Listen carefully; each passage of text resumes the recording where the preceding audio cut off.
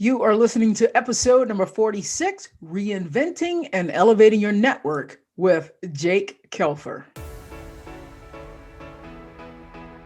If you're someone who wants to make major changes in their life, someone who wants to achieve their goals, or maybe you're someone who knows this is not as good as it gets, but you have no idea where to start, on the Reinvent You podcast, we explore different types of people, their successes and failures, and how they reinvented themselves to create the life they love. It's our hope that from hearing their stories, that you too may have more insight into what it takes to build a life that you envision for yourself. Here to help you do that is performance and life coach Travia Stewart.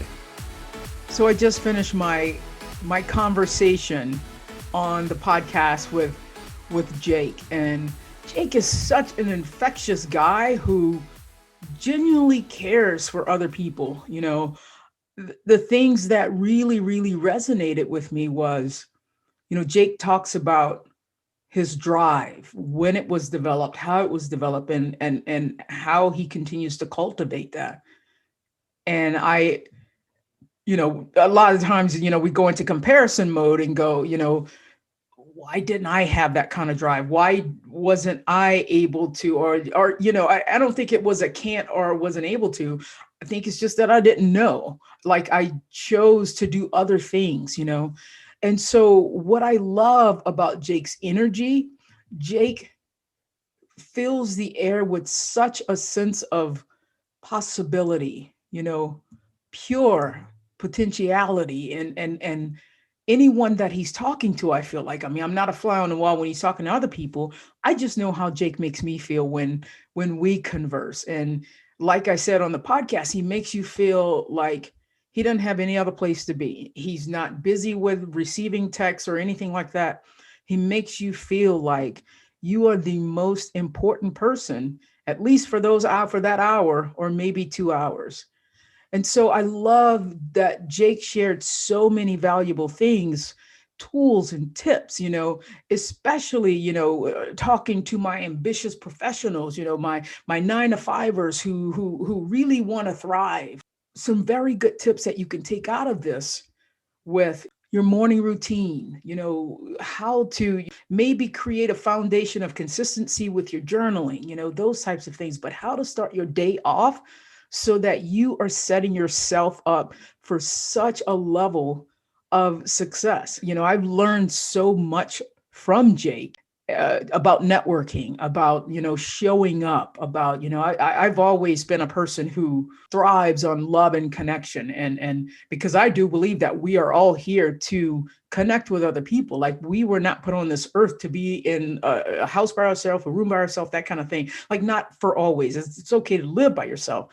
But the purpose is, and we are better when we connect with other people. And so I just love his emphasis on the way that he networks. And I think you're going to learn a lot and get a lot from this podcast that can apply to any area of your life. If we want to build stronger relationships at work with our significant others, if we want to just really genuinely put ourselves out there and have more friends, whatever that looks like for you, I believe that there is a lot of information in this episode of the podcast that will give you some insight, give you some tools. I hope you enjoy this episode as much as I did sitting down having my conversation with Jake. So let's dive into it. Here we go. Who is Jake Kelfer? Jake Kelfer is a lifestyle entrepreneur. He's a life elevator and coach to ambitious entrepreneurs like myself and freedom seekers, helping people create incredibly impactful and profitable businesses. He is the best-selling author of Elevate Beyond and Elevate Your Network, a high-energy motivational speaker, and the founder of the Professional Basketball Combine, which has helped over 70 NBA draft prospects turn their dreams of playing pro basketball into their reality. He and his work have been featured on Forbes, Sports Illustrated, ESPN, and many other major media outlets. You are excited. I'm excited to connect you guys with Jake on social media at Jake Kelfer. My man, Jake Kelfer, the guy who has the most energy I've ever seen in one person at any given time. Jake Kelfer, welcome to the Reinvent You podcast. Oh, Trader, thanks so much. I'm pumped to be here. I'm gonna share that energy with you, with your audience. Let's get it going. Come on. Love it. I love it. I woke up this morning. I was feeling about an 8, but just because now I'm on the podcast with Jake, I'm a 10 because you can't help but it's infectious, your energy. I love that about you, Jake. Absolutely. Thank you. I appreciate that. I've put a lot of work into making sure that I have energy for the people that need it and deserve it. Boom. And I'm a big basketball guy. I mean, you know this, and we'll probably talk about all these cool stories Absolutely. and everything. Absolutely. But here's something that I'll start us off with is I compare a lot of things in life and business to sports. All right. And one of those things is when I think of Kobe Bryant, when I think of Michael Jordan, when I think of some of the greatest basketball players that ever played the game, they would always talk about how it didn't matter how many people were in the crowd. It didn't matter where in the world that they were playing. They showed up and played every single game because they knew people had paid hard-earned money to see them. Right. That's the same thing that we do and that I do as an entrepreneur, as a coach, as someone that says, you know what, I'm coming onto this podcast. And sure, it's just me and you right now. But who knows how many people or who's listening or what's going on? But I need to show up for them and I need to give them my best to make sure that we create greatness together. Absolutely. You know, I 100% believe that about you, Jake, because I've seen it. I've been on the other end of that because, truth be told, I worked with you. You were my business coach. And so when you would show up for the calls, I would feel like I was the absolute most important person in your world for that 2 hours. So, and you were, yeah. Look, think about this too. When we talk about like reinventing ourselves, right? When we talk about going through something and wanting to come out on the other side, a lot of that has to do with how we frame ourselves, how we frame that situation, how we make other people feel. And the way we can inspire others is through that energy transfer to another person. That is so cool, Jake. Man, I'm so excited. I'm so pumped. I can't help but be a 10, Jake, let's go ahead and dive right in. Tell us a little bit about what is your origin story? I know you have a great story. How did you come to being the Jake who is sitting with me right now? Absolutely. I'll take you all the way back. Jerry, how far back do you want me to go? Do you want me to go to the young Jake, or do you want me to take you back like 5-10 years and give you the quick version? Give me the quick version, but with pivotal moments. Okay. All right. I wanted to play for the Los Angeles Lakers as a kid. That was the dream. All right. Now, being a 5'8" Jewish kid from the suburbs, that dream was going to be a little bit harder to achieve than if I was a 6'7" wing guy or whatever it was. Right. So I quickly realized that by the time I got ready for college, the league wasn't an option. The NBA wasn't a real option. And so I said, you know what? Well, I've spent a lot of time working on my academics. And I owe that to my parents because they inspired me to achieve everything I ever wanted. But they also made sure that I spent time on being a good student and enjoying the game of life, enjoying learning and growing. And so I had the chance. I said, you know what? If I can't play in the NBA, I'm going to work for NBA athletes, and I'm going to be an agent, and I'm going to represent NBA athletes. Right. So I go to the University of Southern California. I'm studying to be a sports agent. Like that's what I wanted to do. I was getting a business degree, sports minor. I was like, let's do this thing. Right before I get ready to graduate, the agency that I was going to work for, they actually call me and they say, Jake, unfortunately, we can't hire you. We're going on a hiring freeze. We're not able to bring you on the team when you graduate. I was devastated. All right. This was the company I'd given like a year of my college to. I was super excited to work with them. I believed in them so much, and they really believed in me. They had given me a lot of great opportunities, and it was my favorite agency that I had worked for through internships or that I had come in touch with up to that point.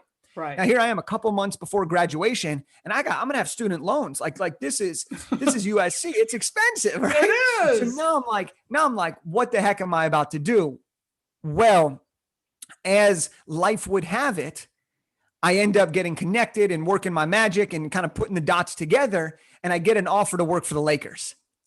So I actually start my professional career working for the team that I originally had a dream of playing for. Boom. And that was one of those first full circle moments of the journey may not always go the way you expect it, but it'll always end up on the path that you're supposed to. Yeah. And so that was the beginning part of my career. I had some crazy experiences there. It was Kobe's final season. I got to meet Jerry West, the NBA logo. And while I was with the team, I ended up writing my first book. From there, that led me to start speaking. from Yeah. speaking. I started to realize how much power our words had and our actions had with other people. That led me to wanting to get back into the game of basketball, where I created an event called the Pro Basketball Combine, where we've now helped over 70 guys sign their first pro contract. Right. One thing led to the next, and everything that I'm doing is just, how do I get better every single day? How do I keep inspiring people? How do I keep bringing people up with me along this way? And now I'm a business coach helping entrepreneurs and coaches really take their dreams and turn it into reality through the form of business. Boom. And that's kind of the origin story that's got us here today. Absolutely. Jake, where did you get that drive from? I mean, it seems like you popped out of the womb and you're like, I'm doing it. You know, most people have to manufacture that. How did you get it? So I think I naturally have a strong drive. I think part of that, I mean, definitely plays a factor into it, but I also think that I am so driven and aware of what brings me joy. Here's what I mean by that is I get so excited when somebody says, Jake, I just signed a new client, or Jake, I just booked this guest on my podcast, or Jake, you may not realize this, but you spoke at my school 3 years ago. And now I just got into my college of my dreams because of something you said to me then. Those moments are the greatest feeling in the world.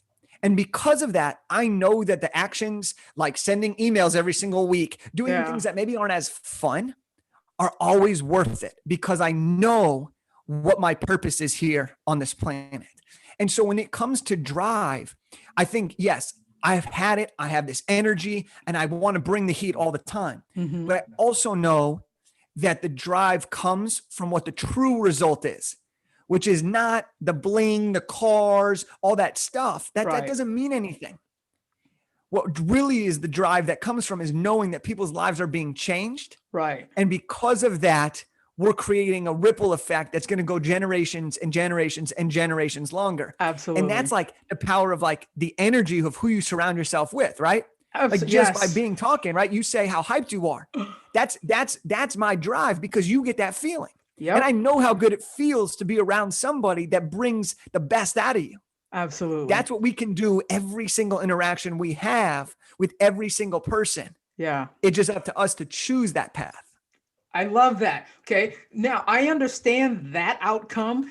When I hear you say those things, that comes from a place of Jake is seeing success. His clients are getting transformation. And what about if you're a step before that, where your clients aren't getting results, you're having a hard time? Let's say our coach is listening to us, an entrepreneur is like, I'm not feeling any of that right now. How do you help them cultivate that drive to keep going? We got to celebrate the small wins.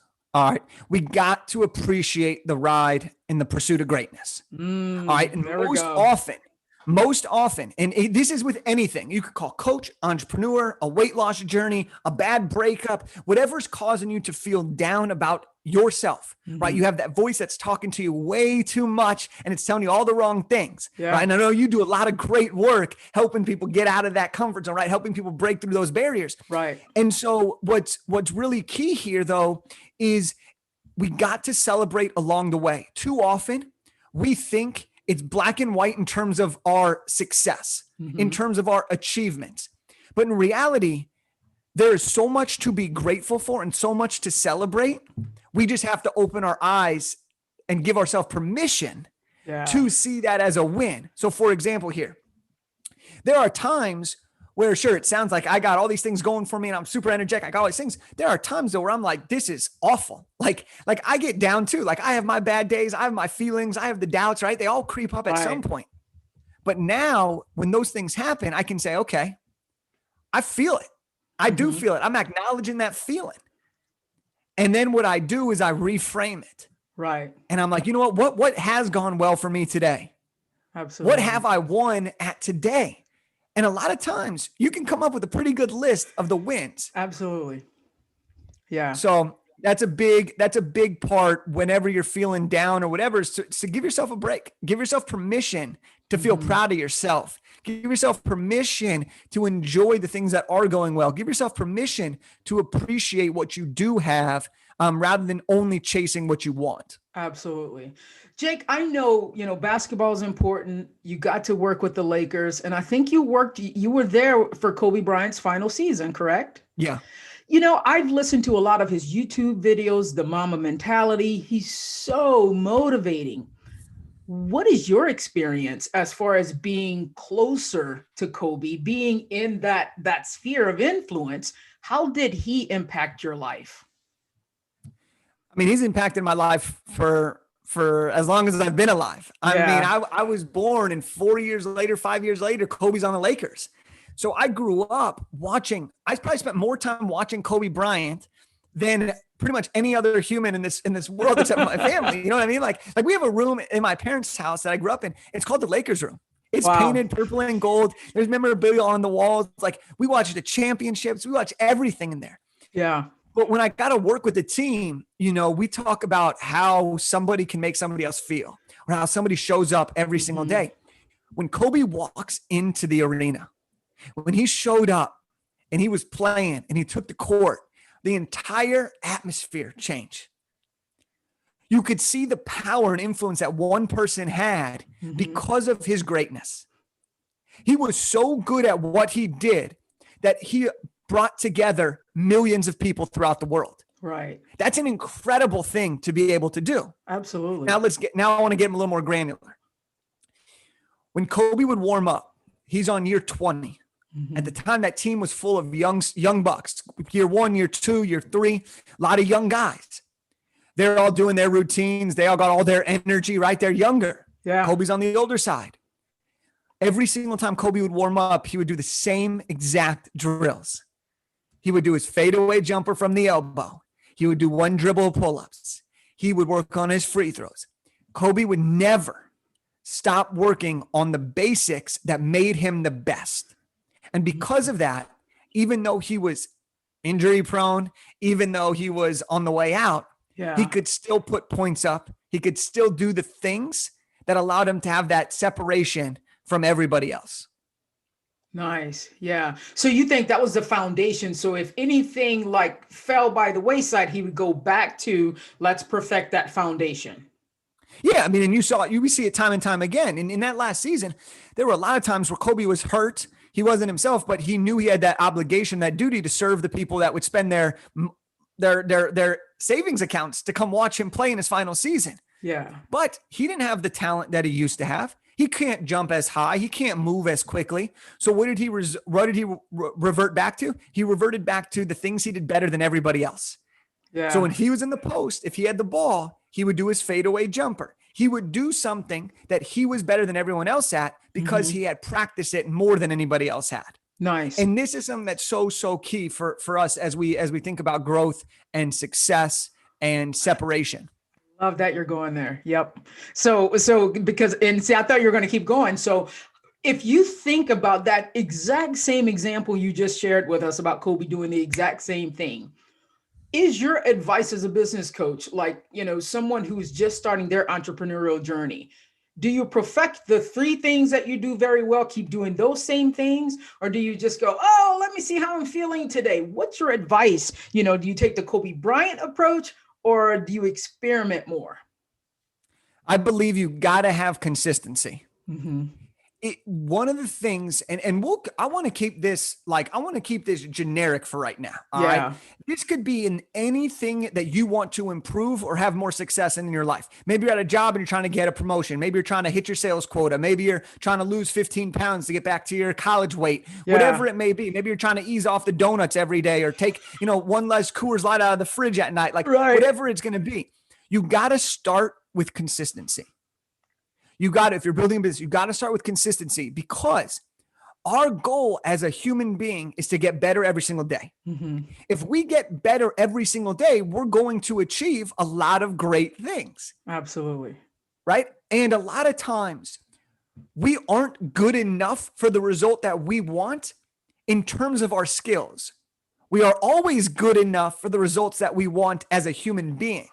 This is a big distinction, because a lot of times in the pursuit of growth, we identify with the achievement rather than pursuing the achievement, but identifying as ourselves as a human being. Right. We are not human doings. We are human beings. Yes. And it's important for us to be consistent so that we can get great at the fundamentals And that way we can continue to process, emphasize, be more effective. And then you can start to add on and continue to grow and try new things to improve the overall success and the speed at which you do that. Does that make sense? Love that. Absolutely. So with that being said, how does Jake start his day off? I feel like you have a very consistent thing, and mainly also because, I want to know the secret to Jake's energy here. Tell us about your day that sets you up for the best possible, path to success that day.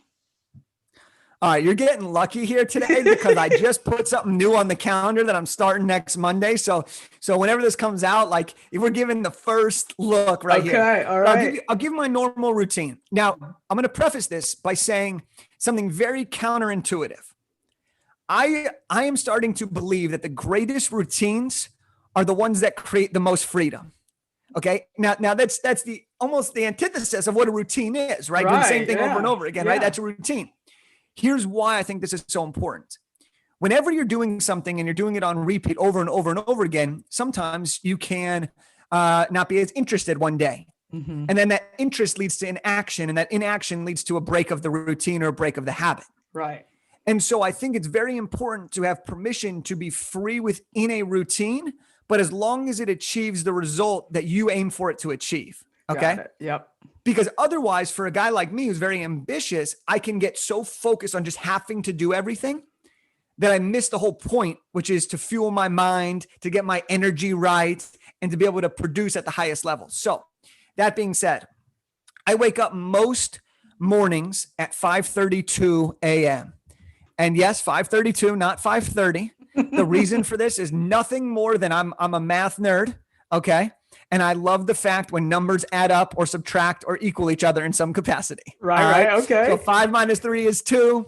Throw in a little bonus here. 32 is my favorite number, so it just works. All right. We're just going to roll with that. Okay. The first thing I typically do is I'll do 3 minutes of meditation before I get out of bed. All right. So I hit my alarm, no snooze, never a snooze. And as soon as I hit my alarm, I literally have the text pop up on my alarm that doesn't just say stop. It says today's going to be a great day. That way, within seconds, I'm programming greatness. Absolutely. I'm programming it. I wake up, 3 minutes of meditation, go to the bathroom, brush my teeth, and then I get straight into an hour and a half of deep work. So I go straight to hammering home things that have to get done that day that are going to move the needle forward for me. Sometimes they're things I really want to get done and I just block it off. Sometimes it's a little bit of busy work, but I know that if I don't do it then, it's not going to get done. All right. So that's an hour and a half right off the bat. After that, I take a little breather, and that's when I start to do all the extra stuff. Okay. I journal. Happy to go into my journaling routine. I journal for about 5-10 minutes. I read for about 20 minutes. I'll stretch. I'll work out. Then I'll shower. Then I'll shower. And then after that, I eat. And then I do my goals and my mantra. And that puts me into the frame of mind that says, okay, it's game time. The work day is starting. Let's allow people in. All of this is my time. Yeah. Up until that. And then it says, okay, the world is open. Let's go crush. Boom. And so the new thing that I'm adding, and I got to share this with you. I know you're going to love this. Please. Is I think that, and I mentioned celebrating our wins along the way. One of the things that I think is so important for us in this journey is we have to be our own biggest fan. Yeah. If we don't love ourselves, if we don't root for ourselves, if we don't cheer ourselves on, who else is going to do it in the moments where we need it the most? Right. So I have added to the calendar a 15-minute pump up meeting with myself. Okay. This is going to be literally me and no technology. And I'm just going to probably in front of the mirror or in front of like my screen, I'm just going to hype myself up. I'm going to list off all the greatest things I can about me. I'm going to compliment myself. I'm going to put on music, and I'm just going to feel. Right. And I'm just going to get hyped up on myself. Like I'm going to just tell myself how great I am. I'm going to love myself wholeheartedly. And I'm going to commit to bring that energy to myself I bring to others. Because I know what fills me up is giving that feeling to others. So why can't I give that feeling to myself more? Yeah. And So I've put it on the calendar as part of the morning routine to see how this impacts everything that I'm doing, and see how it kind of moves the needle, and if it helps me show up even better for the people that I'm here to serve. I love that. Man, yeah, that's really, really good. You're taking things to the extra, like, we're like on a 12 right now. And so, I have a morning routine, but I know that, like, doing my values work, my health and my wellness is number one. And so I have to, I do my stretching, I do my journal, my meditation, and then I work out. Then I do the revenue generating action, that kind of thing. And so I love the flexibility of that, and I love how, so you said, you can explain or delve into your journaling, because my journaling, what I like is I do the habit nest journals. They have a whole compilation of them, and, gratitude, what am I grateful for? What I'm looking for the day. Sometimes just a thought dump. What is your routine for journaling? Yeah. And I think you make a great point here, and something that's important about morning routines, because I think sometimes social media or even mainstream media portrays what a routine's supposed to look like. Yeah. Oh, this is what this person's doing. This is what this person's doing. And so we feel obligated that we have to do all of these things to be successful like them. Mm-hmm. I think the greatest morning routines are the ones that allow people to feel the most themselves so that they can show up as their best self. Mm-hmm. So in terms of my journaling routine, the first thing I'll do is I'll do 3 things I'm grateful for. Mm-hmm. All right.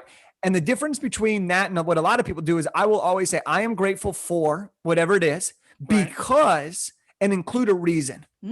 I do that so that I can really feel the gratitude rather than just saying, oh, I'm grateful for this water bottle. I'm grateful for my phone. I'm grateful for my computer mouse. Right. Instead, I say why.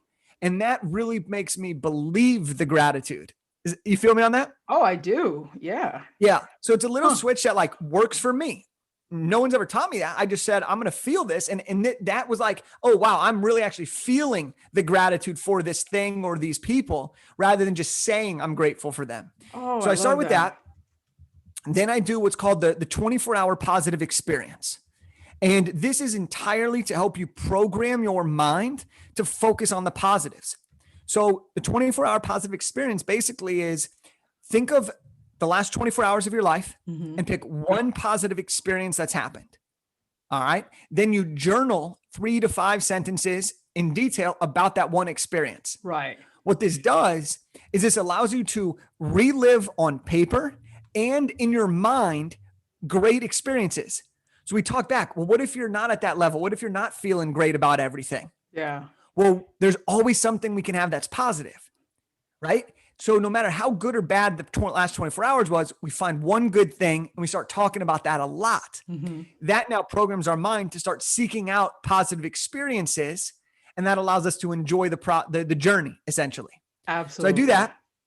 Then I write down 3 things that I'm excited for. I look at my calendar and I look at my meetings, my calls. I'm like, what am I excited about? So today in my journal, I'm excited to be on the podcast with Travia. Like, let's go.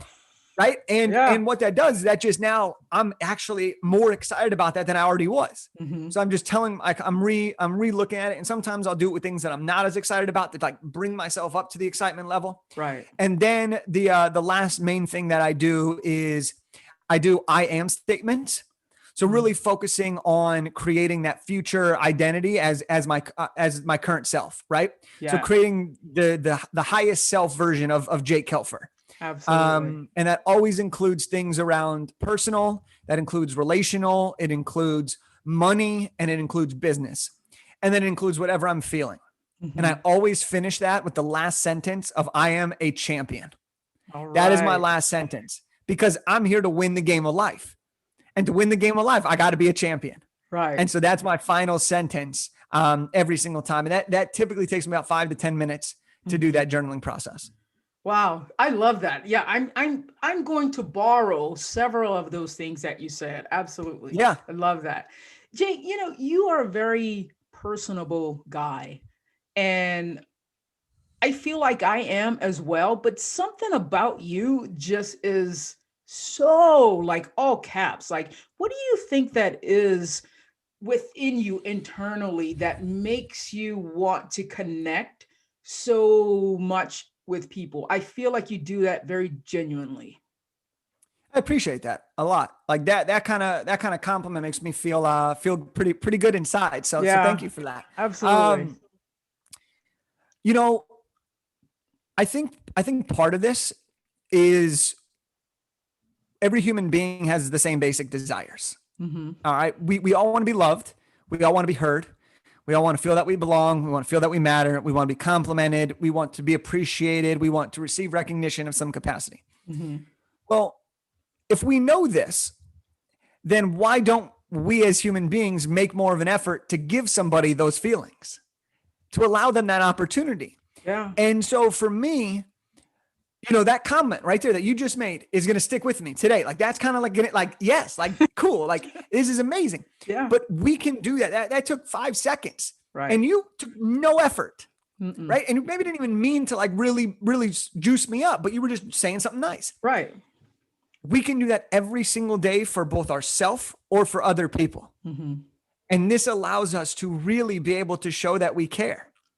And we do it in a way that actually matters. Don't just do it to do it, because you're only lying to yourself at that point. Yeah. Do it because you believe it. Do it because you want to make a difference. And so, when I think about it, for me, I genuinely just enjoy that. I genuinely believe in people. I believe that relationships and connection is the number one foundation to a life well lived. I believe that everybody seeks happiness and freedom. And we know that the studies show that connection is the number one indicator to long-term happiness. Right. So if we kind of look at it just from a math equation, that relationships lead to happiness, and we all want happiness, therefore relationships is the number one part. And if we take it back a step, what comes before relationships? Well, it's humans connecting with each other. That's how you build a relationship.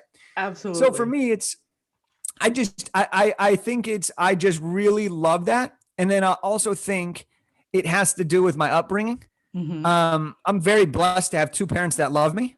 I'm very blessed to have a younger brother who supports me, and I support him and my family.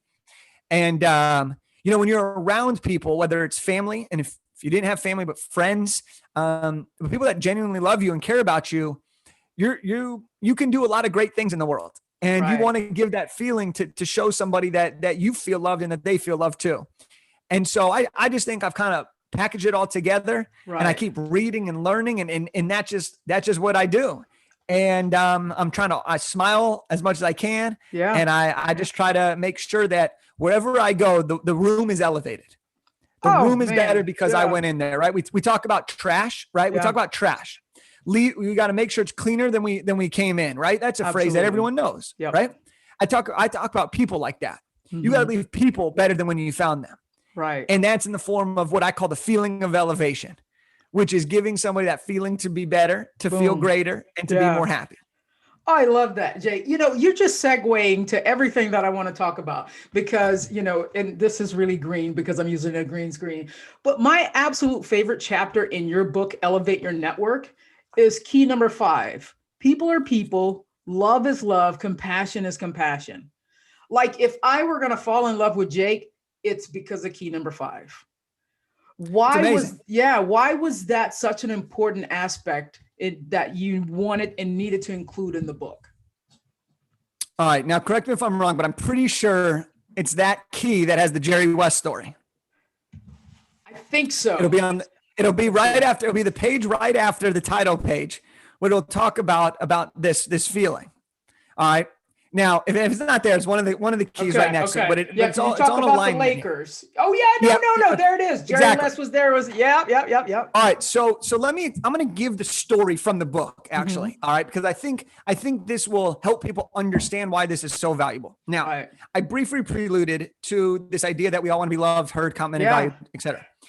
Now, I'm working for the Lakers. Now, remember, it's my first job. I'm 22 years old. I'm fresh out of college. I don't really know what the heck I'm doing, but I'm doing it. I'm going big. Right. I'm in an elevator ride. And one of my jobs was actually to pick all the contestants for all the half-court contests, the halftime shows, whatever. I get in the elevator. I'm like, this is just going to be a normal elevator ride. I'm in my suit. I got my Lakers tie. Yep, I wore a Lakers tie to my Lakers job. and I'm in the elevator, Trevia, and right before the doors close, Jerry West walks in the elevator. Now, immediately, I start to sweat. I'm like, this is unbelievable. My heart's pounding. Jerry West is there. Now, the person working the elevator says to Jerry, he says, "Excuse me, sir, do you have a credential?" And because this elevator went down to the event level. And Jerry West looks at him like kind of confused. And he goes, "No, I don't. But do you know who I am?" And the person working the elevator had no clue who Jerry West was. Right. And I'm like, how do you not know who this guy is? He is a Lakers legend, Hall of Fame player, the guy that the NBA made the logo after. I mean, this is an icon. All right. Right. Well, the person working the elevator has no clue. So he asked Jerry, says, "Excuse me, sir. Well, if you don't have a credential, I'm going to have to ask you to step off because this young man pointing at me has work to do. He's got to go. He's got work to do." Right. And I was like, I can't believe what's about to happen. Jerry's about to step off the elevator. He starts to walk off. And I'm like, no way is this happening. This is a moment. And I go, wait. He's with me. He's my guest. I'll escort him down. Wow. And the person working the elevator looks at me and he goes, "Are you sure?" Because I addressed Jerry and I didn't say anything. And so I look at Jerry and I'm like, what do you say? Jerry gives me that nod of approval. And Trey, for the next 14 seconds, one of the best elevator rides I've ever had. All right. Right. And we come off the elevator. We're about to go our separate ways. And in my mind, I'm wondering, is he going to be pissed that the elevator attendant didn't know who he was? Is he going to be mad that I had to stand up for him and he doesn't even know who I am? Like, what is his reaction about to be? He goes right before we separate. He sticks out his hand, says, "Thank you. I appreciate what you just did for me." That feeling right in that moment made me feel like the most important person in the world. I was like, whoa, Jerry West just said thank you to me for taking him down the elevator. One of the most simplistic things of all time. There was a button pressed and he thanked me and appreciated me for that. Right. This made me realize one truth. People are people. Love is love. Compassion is compassion. Because it doesn't matter how old we are, how young we are, how rich we are, how poor we are, what our religious background is, where we come from. None of that stuff matters. The only thing that matters is that we're all people and we all have the same basic desires. And if we allow ourselves to realize that, we can allow ourselves to take action that gives people hope, that gives people a feeling of positivity, a feeling that they can achieve greatness in whatever element they want to achieve it in. Right. Wow. That's a great story, Jake. You're a great storyteller. Yeah, I could see. I've never heard you speak on stage, but I can see how engaging you would 100% be. So I know that you have drive. Outside of your drive and determination, what do you think is the biggest thing that you can attribute your quick success, and I say quick success with your networking business to? So there's drive, determination. Is relationships too easy of an answer to say there? Well, I feel like we know that, but I feel like there's something else. Yeah. All right. So there's that, there's relationships. I mean, truthfully, there's a lot of things that I attribute to my success, but I also think it's very important as we do these things to create proper habits and to create clarity in where we're trying to go or what we're trying to achieve.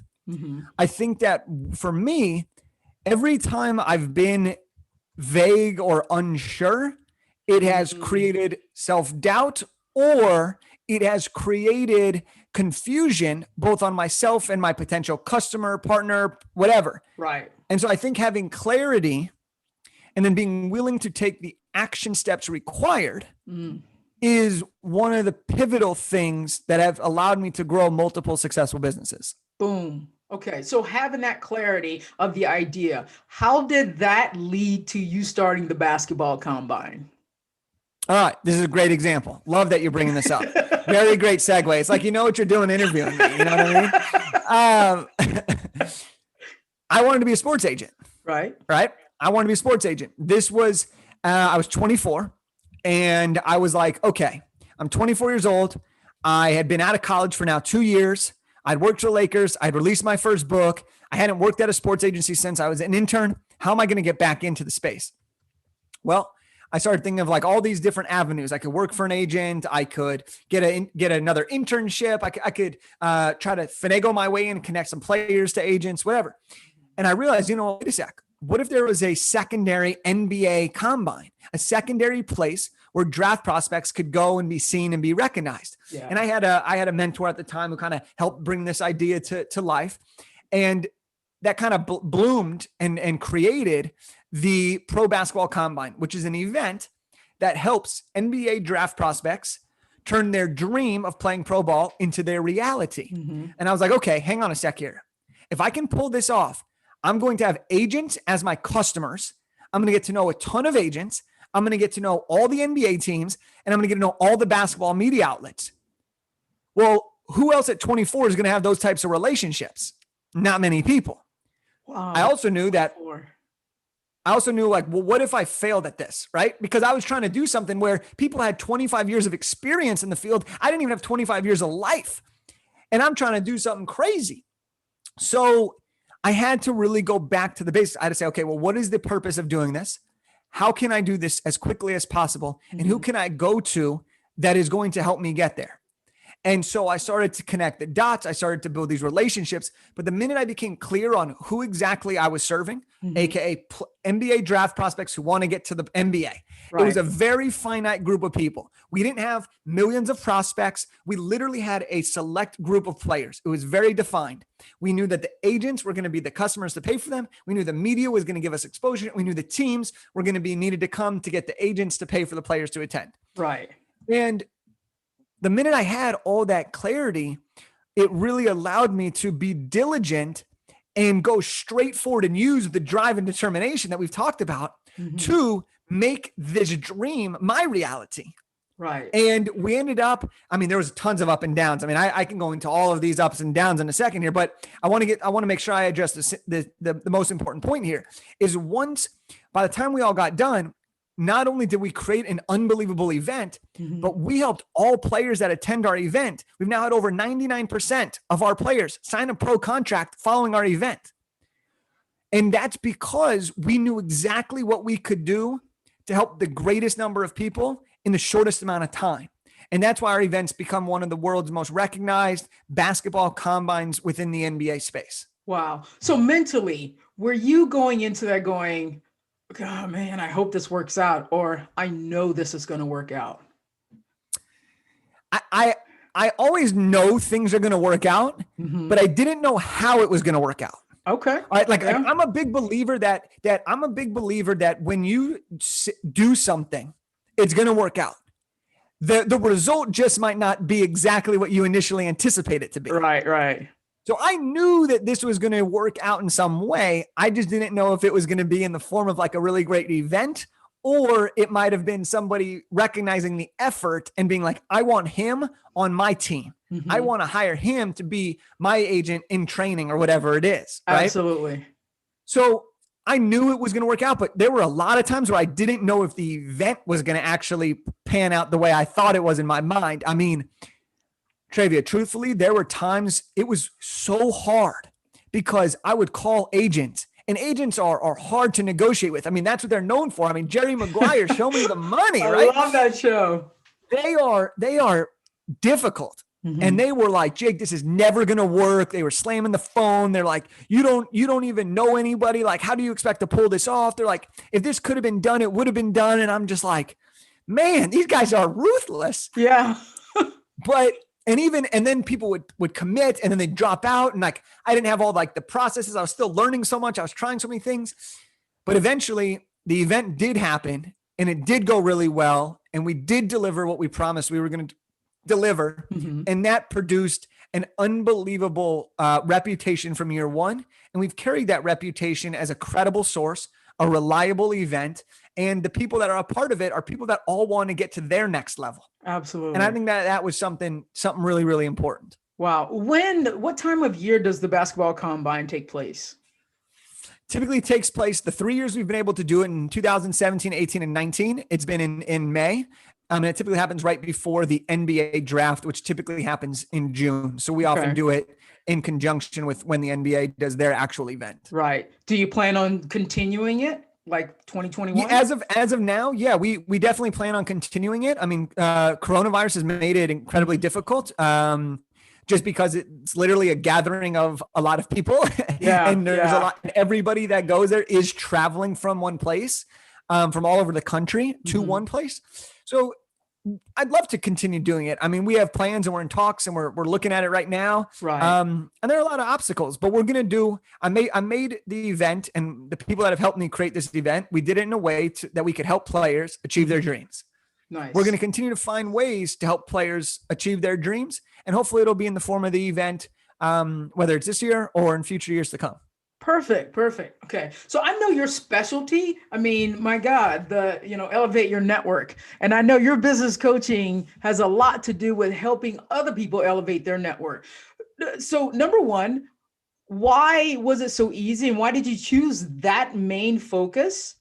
And how is it that you do help clients elevate their network?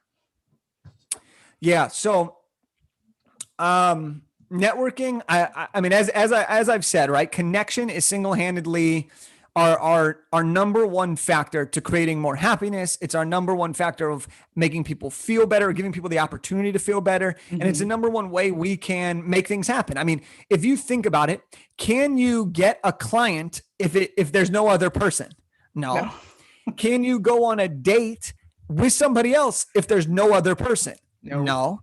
Can you do any type of deal, grow anything if there isn't another person? No. There's always going to be another person, and human connection is always going to win. Right. So I realized as I looked through my journey before I wrote the book on networking, I had realized that, okay, how did I end up having a successful book at 23? Yeah. Well, it's because of my network. How did I build the speaking business? It's because of my network. How did I start the combine and make that successful? It's because of the network. I figured out how to build. So I realized, you know what? The common theme between everything that's allowed me to enjoy myself while also build greatness is because of my network. Your network. So I wrote the book on networking. And I think that, sometimes people give networking a bad rap. Like, oh, you're networking, right? And you kind of think of the sleazy salesman, or you kind of think of the person that just wants to collect business cards. Right. And truthfully, that's not networking.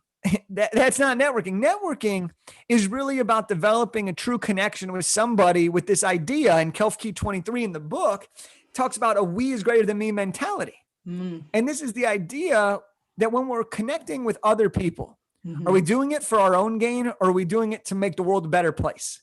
Are we doing it to help each other, or are we doing it to step on somebody else? Right. Are we lifting other people up, or are we tearing people down to get to where we want to go? Absolutely. And when you can connect the right way, you can connect with potential partners, potential clients, prospects, friends. It goes around the gamut, and it ultimately creates a happier and more fulfilled life. Yeah. So that's why we've really focused on connection as our secret sauce to helping others grow as well, and creating that incredible feeling in others. Perfect. So Jake, I know you work with clients. Share with us how you work with clients, because certainly people are going, this guy is infectious, I want to work with him. So how do you make that happen? Absolutely. So our main program, and if people are watching this on video, you'll see it right behind me. I got my backdrop, and it's Elite Elevation. That is the name of our coaching program. And we're making some changes soon, so I'll keep those under wraps. But we are basically what we do is myself and our team, we help people turn their dreams to reality. We help people turn their ideas to businesses, turn their goals into revenue streams, and we help them create profitable online businesses through the power of connection, using what we call the ACE method. Ooh. Intriguing, the ACE method. I love that. So just throw a little bit of a breadcrumb. If someone is starting out and they have no or minimal network, what are like the top 3 things that you could be like, do this will jumpstart your network? Well, okay. So the first thing I'd say is, well, why do you want to build this network? What is the intention in the first place? So if you want to clarify, let's put a situation out there. Yeah. Give me any situation that somebody that comes to your mind, what are they trying to achieve? Right. They're trying to bring in more clients. All right. They're trying to bring in more clients. Okay. Well, one of the first things that we have to do is understand, well, who is the client? Right? If we don't know who the client is, how are we going to be able to communicate effectively with that client? Right. So first thing I would do is reach out to potential clients, reach out to friends, reach out to people and start to share your ideas of what you have, what you're trying to do, or what it is that you've been doing and how they respond to it. Mm-hmm. I would also reach out to a lot of people that are already doing what you want to do more. I would reach out to them. I would connect with them. I would learn from them. I would try to get in front of them. I would do things of value for them so that you can build your partnerships with them. And then I would also, and this is an underrated thing when it comes to networking, is I would also make sure your relationship with yourself is on point. And that comes in the form of talking yourself up. It comes in the form of believing that what you have is incredible, because a lot of people have great experience, have great knowledge, have a lot of great, amazing things to offer. But sometimes we discredit that because we don't have a 6-figure, 7-figure, an 8-figure business. We don't have hundreds of clients. So we devalue what it is that we have to offer, even though we are so amazing as people. Absolutely. And so those are some of the tidbits that I would say to really get going on building that network and who you should be building that network for if you want to gain more clients. Got it. Okay, Jake, how old are you?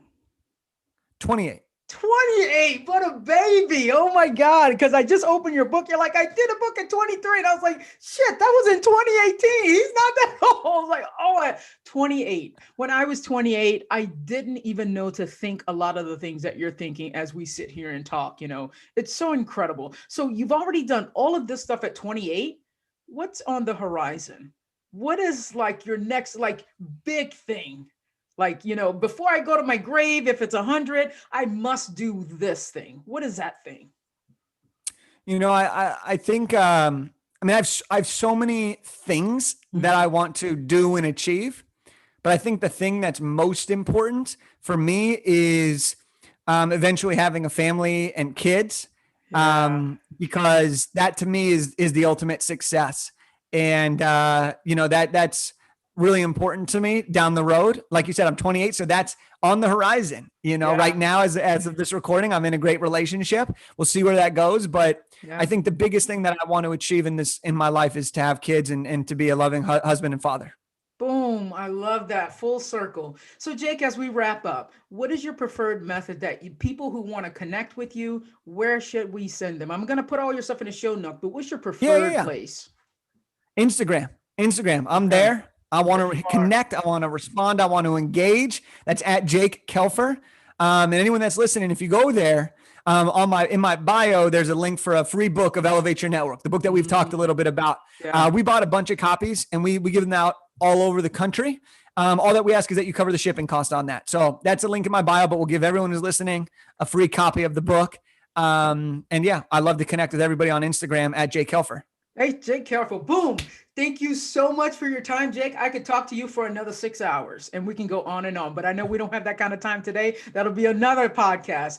Thank you for your time, Jake. Thank you for being on the podcast today. Thank you for having me. It was a blast. If you're finding value in these podcast episodes, in these videos that I upload to YouTube, I would love it if you go to Apple Podcasts and leave a 5-star review. It helps other people find the podcast, and it also helps me to know that I'm on the right path. And so thank you so much for listening. If you would like some one-on-one coaching, my link is in the bottom of the show notes. Feel free to click it. It takes you directly to my contact form. And let's have a free conversation of how I can help you reinvent you and transform your life for success.